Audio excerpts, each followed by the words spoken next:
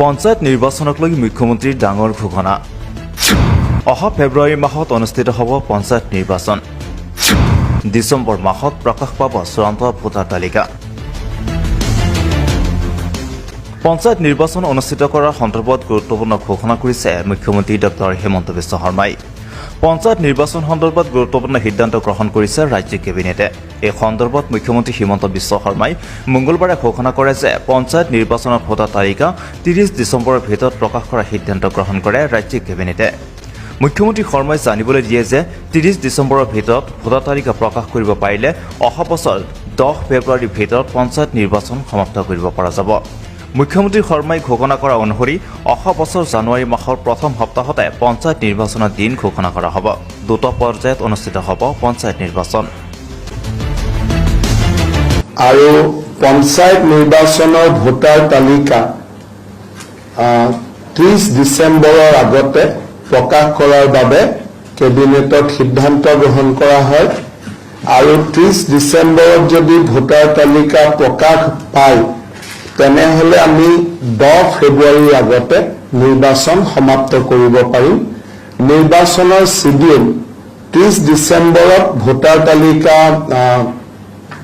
প্ৰকাশ কৰা হ'ব আৰু জানুৱাৰী মাহৰ প্ৰথম সপ্তাহতে নিৰ্বাচন ঘোষণা কৰা হ'ব নিৰ্বাচন দুটা পৰ্যায়ত অনুষ্ঠিত কৰা হ'ব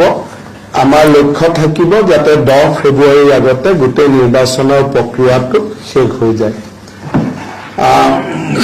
তৃতীয় এটা সিদ্ধান্ত আপোনালোকে জানে যে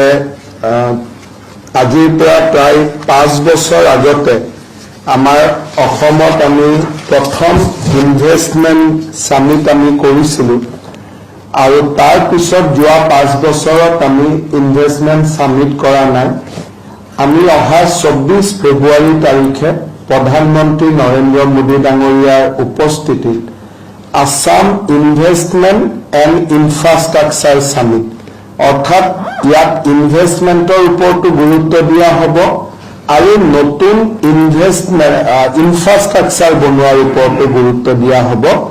Assam investment and infrastructure summit যিখন দ্বিতীয় হ'ব প্ৰথমখন অকল ইনভেষ্টমেণ্টৰ ওপৰত গুৰুত্ব আছিলে আমাৰ দ্বিতীয় যিখন সামিট হ'ব হি ইনভেষ্টমেণ্টো থাকিব ইনফ্ৰাষ্ট্ৰাকচাৰো থাকিব এই সামিট আমি 24 ফেব্ৰুৱাৰীত কৰিবৰ বাবে সিদ্ধান্ত গ্ৰহণ কৰিছোঁ আৰু ইতিমধ্যে এই দ্বিতীয় ইনভেষ্টমেণ্ট সামিটখনতো প্ৰধানমন্ত্ৰী নৰেন্দ্ৰ মোদী ডাঙৰীয়াই অংশগ্ৰহণ কৰাৰ কাৰণে সন্মতি প্ৰকাশ কৰিছে আৰু ইয়াৰ ওপৰত বাকী বিভিন্ন ধৰণৰ কাম আমি কৰিব লাগিব